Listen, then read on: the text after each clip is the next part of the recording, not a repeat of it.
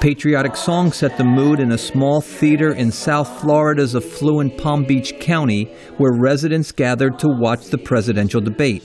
Many here are Jewish Americans, a small but politically active voting bloc in Florida that largely support Democratic candidates. During the debate, President Barack Obama addressed their number one foreign policy concern, the safety and security of Israel. First of all, Israel is a true friend. It is our greatest ally in the region. And if Israel is attacked, America will stand with Israel. I've made that clear throughout my presidency.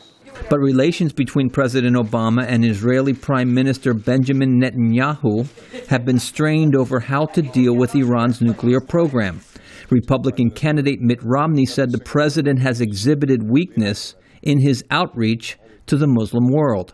Mr. President, the reason I call it an apology tour is because you went to the Middle East and you flew to Egypt and to Saudi Arabia and to Turkey and Iraq. And by the way, you skipped Israel, our closest friend in the region. But you went to the other nations. Ira Sheskin, the director of the Jewish Demography Project at the University of Miami, is not convinced by Mr. Romney's argument.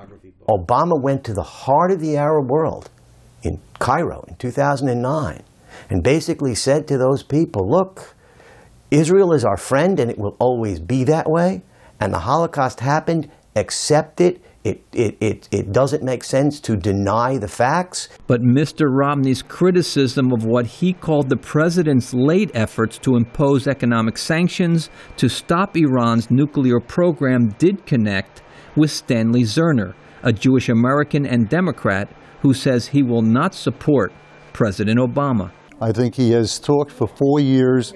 We're not going to let the Iranians build uranium plants. We're not going to let them get material to do that.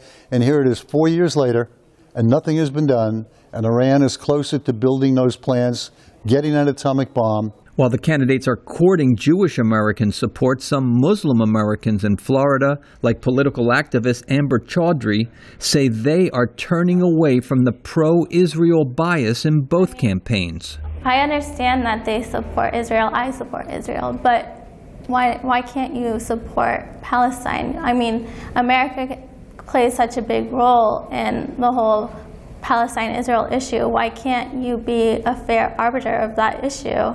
In this very close election, analysts believe both candidates have made a political calculation to compete for the larger number of pro-Israel votes among Jewish Americans and Christian conservatives, even if it means losing some Muslim American support.